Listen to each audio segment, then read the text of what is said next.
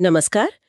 आज की हमारी चर्चा 1/10/2025 की प्रातः मुरली के विश्लेषण पर है। जी हाँ। हमारे पास मुरली के मुख्य आध्यात्मिक सूत्र हैं और हम कोशिश करेंगे कि उन्हें कुछ वैज्ञानिक दृष्टिकोणों से और रोजमर्रा की जिंदगी में कैसे उतारें, उससे जोड़ कर देखें। बिल्कुल, ये एक अच्छा रियाज है।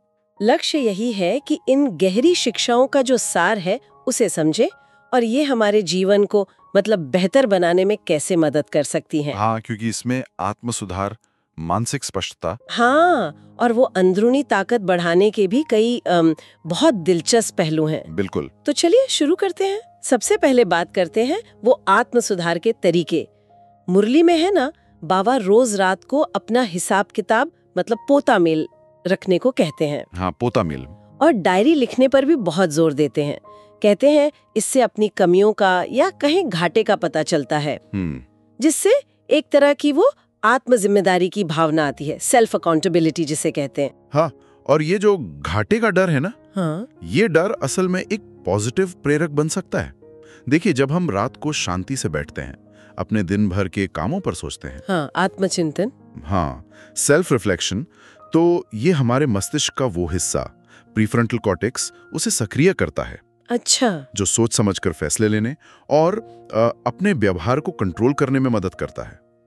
ये हमें अपनी गलतियों को साफ साफ देखने और उन्हें सुधारने के लिए दिमागी तौर पर तैयार करता है। तो ये सिर्फ एक आध्यात्मिक बात नहीं है, इसके पीछे दिमागी प्रक्रिया भी है। बिल्कुल। और वो जो डायरी लिखने की बात है, खासकर जब हम अपनी अच्छी बातें या सफलताएं लिखते हैं, तो मस्तिष्क में एक तरह का रिवॉर्ड खुशी का एहसास होता है। अच्छा। डोपामाइन रिलीज होता है। अच्छा, डायरी लिखने से? हाँ, और इससे वो रास्ते मजबूत होते हैं जो हमें अच्छी आदतें अपनाने के लिए प्रेरित करते हैं। तो लिखना सिर्फ याद रखने के लिए नहीं, बल्कि अच्छी आदतों को पक्का करने का तरीका बन जाता है। सही, बिल्कुल। ये तो बहुत दिलचस्प है। मुरली में चार्ट लिखने की बात भी है, ताकि अपनी कमजोरियों को देखकर खुद ही वो शब्द है लज्जा आए। जब लिख देते हैं तो वो सामने आ जाता है, भाग नहीं सकते उससे। हाँ, एक तरह से खुद का आईना देखने जैसा। बिल्कुल। और देखिए, लिखने की प्रक्रिया दिमागी तौर पर बहुत शक्तिशाली है। जब हम अपने अनुभव, खासकर अपनी गलतियां लिखते हैं, तो हम उन्हें सिर्फ याद नहीं करते, बल्कि उन्हें एक तरह से दोबारा प्रोसेस करते हैं। इससे वो बातें याददाश्त में ठीक से बैठ जाती हैं और हम उनसे जुड़ी भावनाओं को बेहतर समझ पाते हैं। अच्छा। तो ये सिर्फ रिकॉर्ड रखना नहीं है, ये असल में सीखने और भविष्य में उन गलतियों से बचने की अंदरूनी समझ विकसित करने का एक तरीका है। और इसी सोच से जुड़ा एक बहुत महत्वपूर्ण स्लोगन भी है आज की मुरली में। जो बीत चुका उसे भूल जाओ, बीती बातों से शिक्षा लेकर आगे के लिए सावधान रहो। ये कितना जरूरी है ना? क्योंकि अक्सर हम पुरानी गलतियों के बोझ तले दब जाते हैं। हाँ, बिल्कुल। और ये मानसिक स्वास्थ्य के लिए बहुत बहुत फायदेमंद सलाह है। जब हम बार बार पुरानी नकारात्मक बातों को मन में दोहराते हैं, सोचते रहते हैं, जिसे मनोवैज्ञानिक रूमिनेशन कहते हैं, जुगाली करना एक तरह से, तो हमारा दिमाग एक व्यर्थ चिंता के चक्कर में फंस जाता है। मुरली का ये सूत्र हमें उस चक्कर को तोड़ने के लिए कह रहा है। जब हम ऐसा करते हैं तो दिमाग शांत होता है, चिंता कम होती है और हम वर्तमान में बेहतर फोकस कर पाते हैं। सही कहा। ये बोझ उतारने जैसा है ताकि आगे बढ़ सके। बिल्कुल। अच्छा, अब बात करते हैं आध्यात्मिक समझ और स्पष्टता की। मुरली में एक बहुत ही बुनियादी सवाल उठाया गया है जो अक्सर भ्रम पैदा करता है।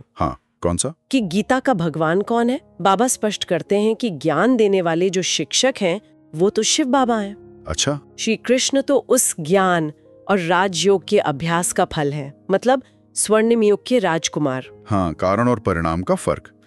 ये फर्क समझना क्यों इतना जरूरी है? क्योंकि जब हम किसी भी चीज के मूल स्रोत कॉज और उसके परिणाम इफेक्ट को लेकर स्पष्ट होते हैं, तो हमारे विचारों में एक लॉजिकल स्थिरता आती है। भ्रम तब होता है जब हम परिणाम को ही कारण मान लेते हैं, जैसे अगर हम पौधे की जगह फल को ही बीज समझ लें।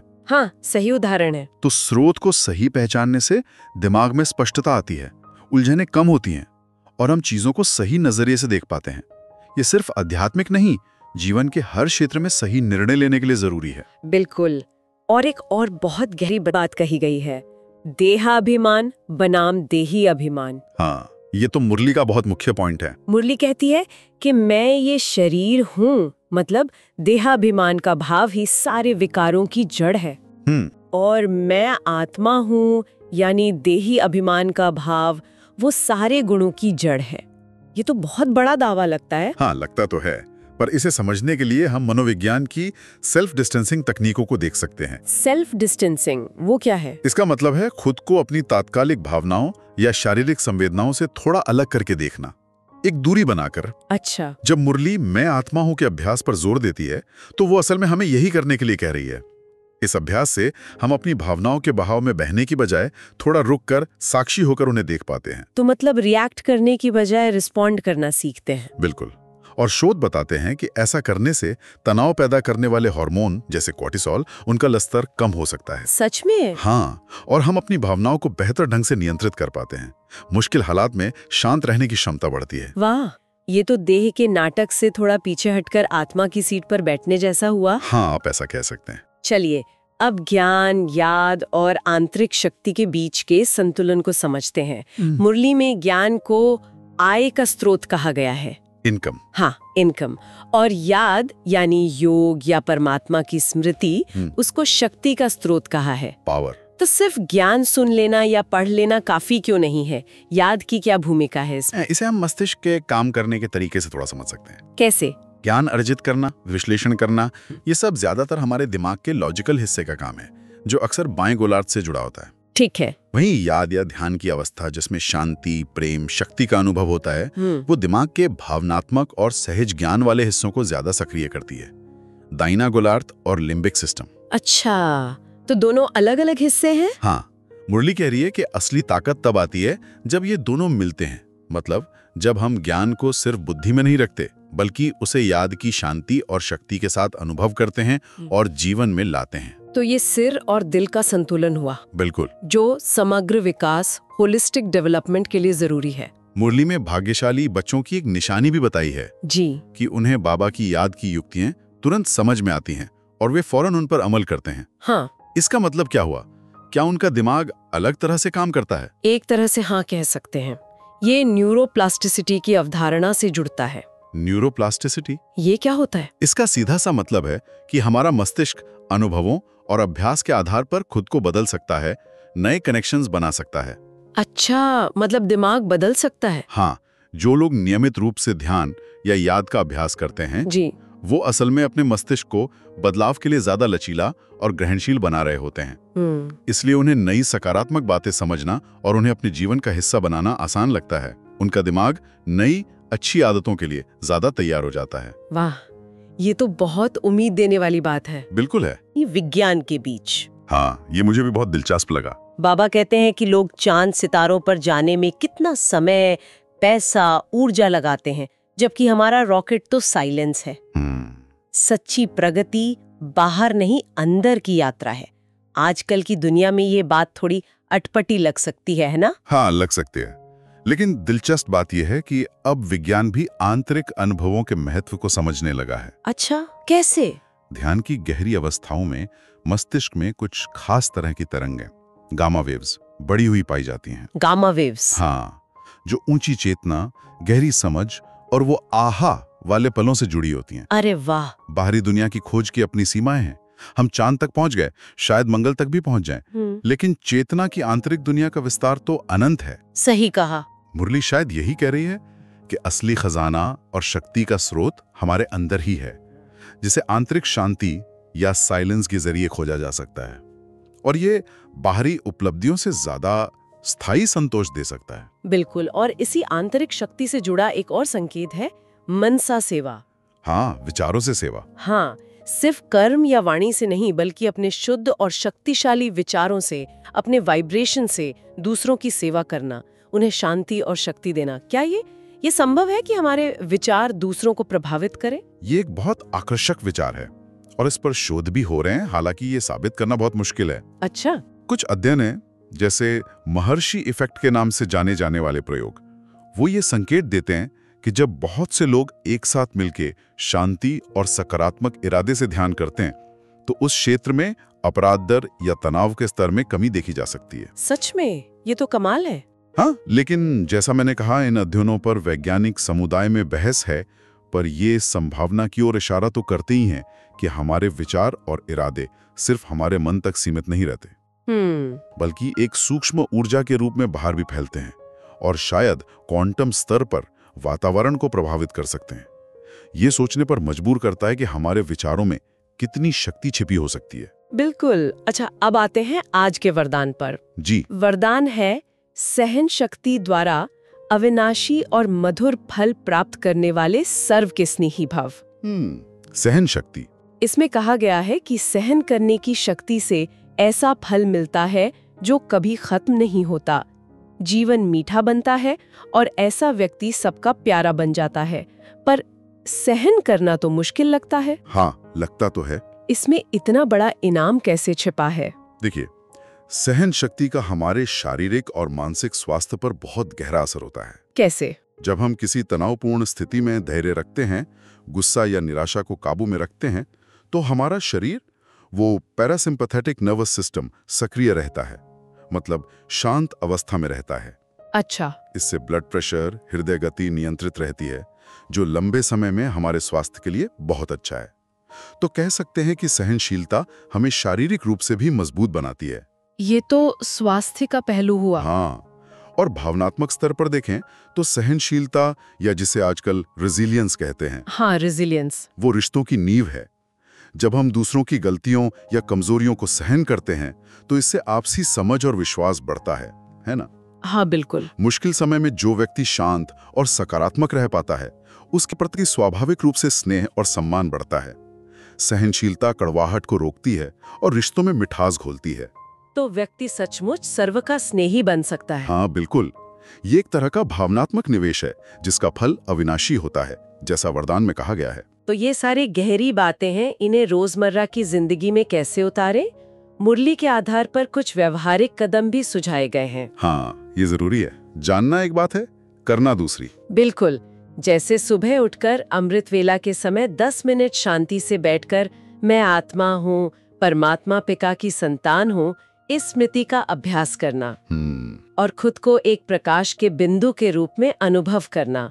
शायद इससे दिन की शुरुआत ही शांत और शक्तिशाली तरंगों से हो। हाँ, एक अच्छी फाउंडेशन बन जाती है दिन के लिए। फिर दिन के दौरान जब भी कोई ऐसी बात हो जो गुस्सा दिलाए, परेशान करे, जिसे हम ट्रिगर कहते हैं, हाँ, ट्रिगर मोमेंट्स, तब एक पल के लिए रुकना, याद करना मैं आत्मा हूँ, शांत स्वरूप हूँ, बाबा मेरे साथ है। पॉज लेना। हाँ, और कोशिश करना कि प्रतिक्रिया में किसी को दुख ना दे, बल्कि शांति और प्रेम के वाइब्रेशंस फैलाएं। ये तो दिन भर का अभ्यास हो गया। हाँ, ये असल अभ्यास है दिन के बीच में। और शाम को वो डायरी वाली बात फिर से आती है, हिसाब किताब। हाँ, रोज रात को लिखना, दिन भर में कितनी बार बाबा याद आया, कहाँ पर मन भटका या माया ने परेशान किया। आत्मनिरीक्षण। और बहुत जरूरी, कम से कम 3 ऐसी बातें लिखना जिनके लिए आज हम शुक्रगुजार हैं, कृतज्ञ हैं। ग्रैटिट्यूड जर्नलिंग, ये बहुत पावरफुल है। तो ये तीनों कदम, सुबह, दिन में और शाम को, हाँ, ये तीनों मिलकर एक बहुत शक्तिशाली रोज का अभ्यास बनाते हैं। सुबह का ध्यान नींव रखता है। दिन में ट्रिगर्स पर रुककर प्रतिक्रिया देना, ये हमारी भावनात्मक मांसपेशियों को मजबूत करने जैसा है। सही कहा, इमोशनल मसल्स। और शाम का चिंतन, गलतियों को स्वीकारना और कृतज्ञता का अभ्यास, ये दिन भर के अनुभवों को सकारात्मक रूप से सहेजने और उनसे सीखकर आगे बढ़ने में मदद करता है। तो ये एक पूरा चक्र है। हाँ, बिल्कुल, जो धीरे धीरे आत्म जागरूकता, आत्मनियंत्रण और आंतरिक शांति को बढ़ाता है। तो इस पूरी चर्चा का सार देखें तो यही लगता है कि 19/10/2025 की मुरली हमें आत्म जिम्मेदारी लेने को कह रही है। हाँ, बिल्कुल, प्रेरित कर रही है। सही।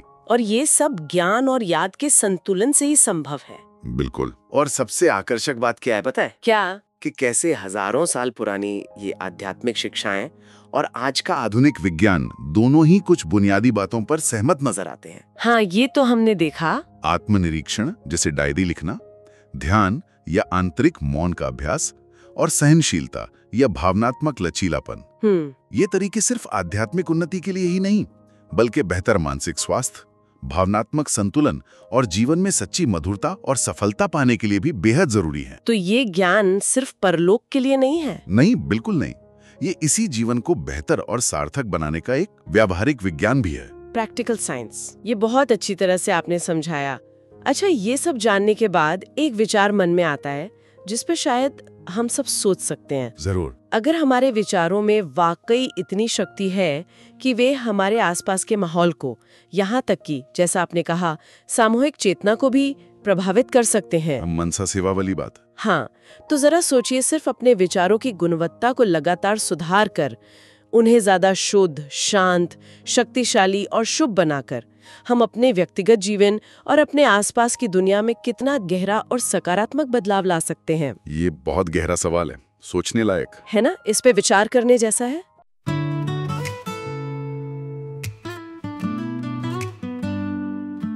मैं सितारा हूँ, शिव बाबा का प्यारा उजाला हूँ। मस्त बीच जो बिंदी चमके, सत्य का मैं प्यारा दीप हूँ। निराकारता मैं हूँ बेटा, आत्मा हूँ मैं चमकता सिता। पवित्रता मेरी है शान, शिव बाबा का रूहानी गान। मैं हूँ चैतन्य शक्ति का रूप, परम धर्म की रोशनी हूँ। ज्ञान और योग में मन लगाया, दिल का दीप जलाया। मन बुद्धि का राजा हूँ, सच्चाई का सहारा हूँ। ब्रह्मा बाबा का संग मिला, शक्तियों से मन को भरा।